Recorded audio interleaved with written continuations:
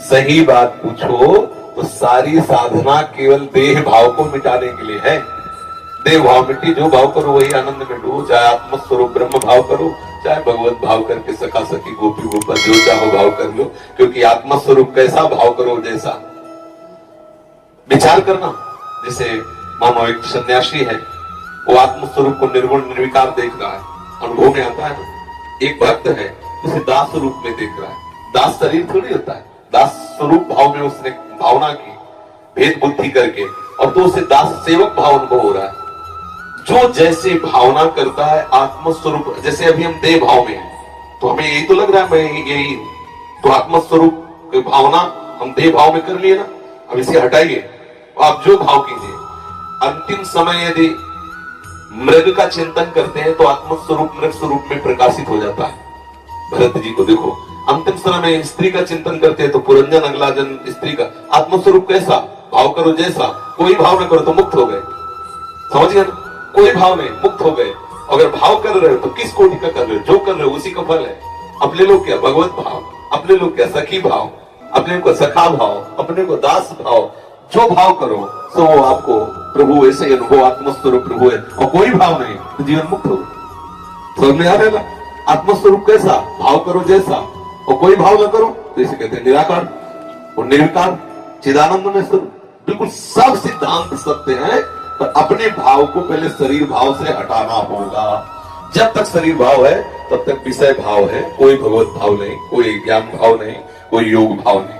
योग में भी चित्तवृत्ति का निरोध करके विषयों से हटाकर आप परमात्मा स्वरूप प्रभु में लगाया जाता है। ज्ञानी जन देह भाव का नाश करके अपने स्वरूप में स्थित हो जाते हैं। भक्त जन देह भाव का नाश कर भगवत स्वरूप में, जिसे आत्मा कहते हैं ज्ञानी जन, भक्त जन उसे भगवान कहते हैं, योगी जन उसे परमात्मा कहते हैं। तो वही एक तत्व, समझ रहे ना। ये देह भाव हटाना, तुम पुरुष न थे, न हो, न रहोगे। ये पोशाक पुरुष की धारण करने से कोई पुरुष नहीं हो जाता, पर ये भाव मिटना बड़ा कठिन है, इसीलिए साधन में लगाया जाता है। अगर भाव अभी समझ में आ जाए तो अब भी आत्मा का कोई बंधन नहीं है। इसीलिए मोक्ष भी झूठा और बंधन भी झूठा। अब वो कोई कहेगा शास्त्रों में इतना मोक्ष का महिमा लिखी है, तो मोक्ष भी झूठा है और बंधन भी झूठा है। जब बंधन ही झूठा है तो मोक्ष कैसा, किसका? सहज स्वरूप मुक्त आत्मा का कभी बंधन हुआ ही नहीं, तो झूठा ही तो है मोक्ष। बता, आप बताओ कभी आत्मा का बंधन हुआ क्या? कभी आत्मा के त्रिकाल में कहीं बंधन शास्त्र में लिखा हो तो मैं बताओ।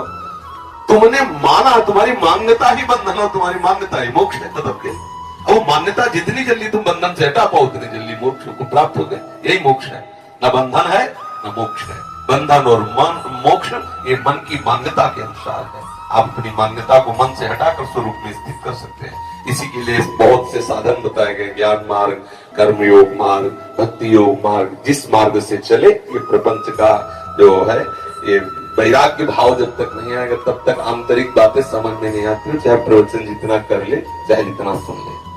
नायमात्मा प्रवचनेन लभ्या, चाहे जितना प्रवचन कर ले लेकिन आत्म तत्व का बोध नहीं होता। चाहे जितना प्रवचन सुन ले, चाहे जितना बुद्धि बलवान हो, आत्म तत्व जब वर्ण करे तब होता है। हमारा लक्ष्य दृढ़ हो जाए और सब बाहरी, आज हम चाहे जितना सुने व्यवहार कोई सत्य मान रहे, देख लीजिए छोटी छोटी बात में प्रतिकूलता अनुकूलता, लड़ाई झगड़ा राग द्वेष, कहाँ है?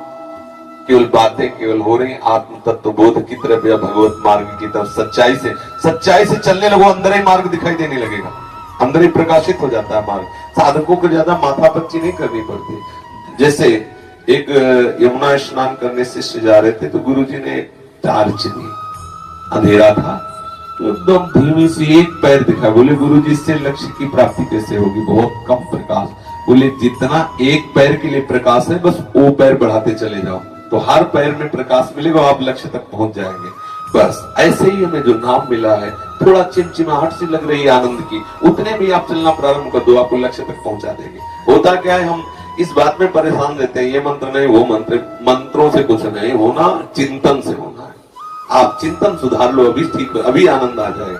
कुछ न जपे, कुछ न जपे, कुछ न चाहे, जीवन मुक्त हो गए। ये जितना चाहे संन्यास मार्ग हो चाहे भक्ति मार्ग हो, ये जो नाना प्रकार की भागवतिक बातें हैं, ये विषय चिंतन मिटाने के लिए है। एक स्थिति ऐसी आती है, पूर्ण कृतकृत्यता का अनुभव होता है, वो जप वाला भी नहीं रहता। और संतों ने तो इतना कहा है कि आराध्य देव ही उसका जप करते हैं, वो तो पड़ा रहता है। आगे की स्थिति काहो के बल भजन को काहो के आचार, व्यास भरोसे कुंवर के सुवत पाओ प्रसार।